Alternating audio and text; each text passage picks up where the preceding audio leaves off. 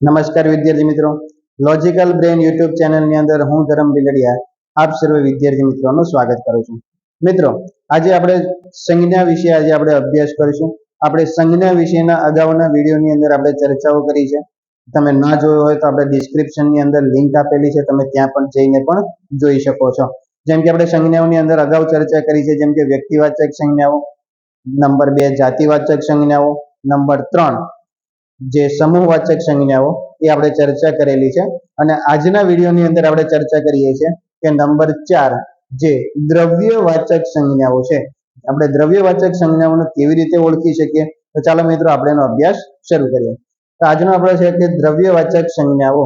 તો મિત્રો, દ્રવ્યવાચક સંજ્ઞાઓને કેવી રીતે ઓળખી શકાય, તો જો અહીંયા પૂછે કે જે વસ્તુઓ જથ્થામાં હોય, શું હોય, કોઈ જથ્થો હોય, દ્રવ્ય રૂપે રહેલી છે, પણ જથ્થો તો છે પણ શું છે, દ્રવ્ય રૂપે હોય, જેમનું વજન થઈ શકે છે, ભલે જથ્થો હોય પણ એનું વજન થઈ શકે છે, જેમનું માપ લઈ શકાય છે, તેવી સંજ્ઞાઓને દ્રવ્યવાચક સંજ્ઞા કહેવાય. એટલે ઇન શોર્ટમાં આપણે કહી શકીએ કે એવો જથ્થો, એવી વસ્તુઓનો જથ્થો કે જેનું માપ લઈ શકાય, જેનો વજન કરી શકાય, તો જેનું માપ અને વજન બંને થઈ શકતું હોય, અને જો એવી જે નામપદ એટલે એવી જે સંજ્ઞાઓ છે, તો આપણે એને દ્રવ્યવાચક સંજ્ઞાઓ તરીકે ઓળખી શકીએ.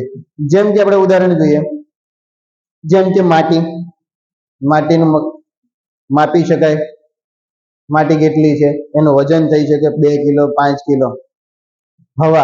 હવાને માપી શકાય, કાપડ, રૂ, ઘઉં, ચોખા, દાળ, લોટ, ઘી, દૂધ, તેલ, પાણી, અમૃત, ઝેર, લોખંડ, સોનું, મધ વગેરે દ્રવ્યવાચક સંજ્ઞા દર્શાવે છે.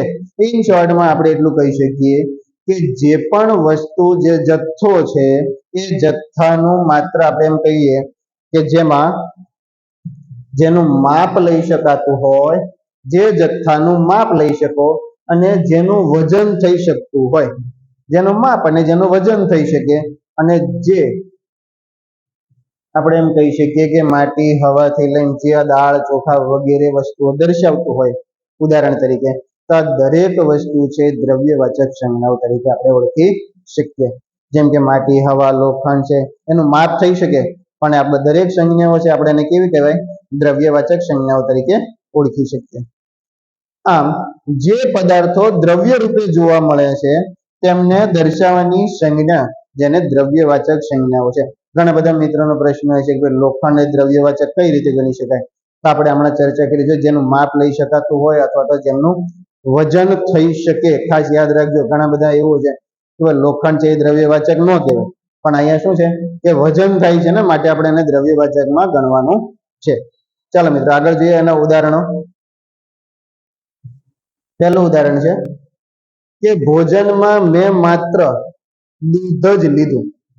તો અહીંયા શું છે કે ભોજનમાં આ જે દૂધ લીધું તે દૂધ શું કરી શકાય, એને વજન થઈ શકે, માપી શકાય. આ જે દરેક સંજ્ઞા હોય આપણે એને શું કહીએ, દ્રવ્યવાચક સંજ્ઞા. તો અહીંયા દૂધ છે એ શું થઈ જાય છે, દ્રવ્યવાચક સંજ્ઞાઓ. ચાલો નંબર 2 કે વરસાદના પાણીથી માટીની સુગંધ આવવા લાગી.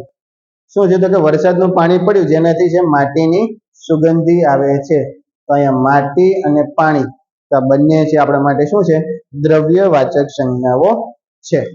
ચાલો મિત્રો આગળ જોઈએ. ત્રીજો પ્રશ્ન કે અમૃત જાણી મીરા પી ગયા, જેને સહાય છે વિશ્વનો નાથ. તો અહીંયા શું છે, અમૃત જાણી. અહીંયા અમૃત એ શબ્દ એ શું છે તો કે અમૃત એ માપી શકાય અથવા તો વજન થઈ શકે એવી દરેક સંજ્ઞાઓ, એટલે કે અહીંયા અમૃત જે છે એ શબ્દ આપણે દ્રવ્યવાચક સંજ્ઞાઓ કહી શકીએ. ચાલો ઉપરના ઉદાહરણોમાં દૂધ, પાણી અને અમૃત, તો આપણે અહીં શું કરી શકીએ, ત્રણેય છે અને સાથે સાથે માટી, તો એ દરેક શું છે, આપણી જે દ્રવ્યવાચક સંજ્ઞાઓ તરીકે ઓળખી શકાય.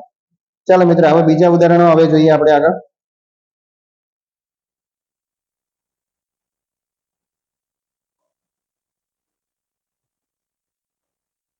અન્ય ઉદાહરણો છે. એમાં નંબર 1 કે ખુલ્લા વાતાવરણમાં ઠંડી હવા પ્રસરવા માંડી. હવે ખુલ્લા વાતાવરણની અંદર શું છે તો કે હવા પ્રસરવા માંડી, હવા. તો અહીં હવા એ શું થાય છે આપણે દ્રવ્યવાચક સંજ્ઞાઓ. ચાલો બીજું ઉદાહરણ જોઈએ મિત્રો, કે તે છતાં પામતી ખાવા અન્નના પેટ પૂરતી. તો અહીંયા શું છે કે તે છતાં પામતી ખાવા અન્નતાના પેટ સુધી. તો અહીંયા કઈ ક્રિયાઓ થાય છે? ગણી શકાય છે. ખાવા એ પોતે દ્રવ્યવાચક સંજ્ઞા થાય છે. ત્યાર પછી નંબર 3, અકસ્માતમાં ઈજા પામેલ વ્યક્તિ લોહીથી તરબતર હતી. તો અહીંયા શું થાય છે મિત્રો? લોહીથી એ દ્રવ્યવાચક સંજ્ઞાઓ છે. નંબર 4 જોઈએ. ચાલો તો આપણે 3 જ એક્ઝામ્પલ છે મિત્રો. Thank you for watching this video, અને આપણે નવા વિડીયો સાથે ફરી પાછા મળતા રહીશું. Thank you. અસ્તુ.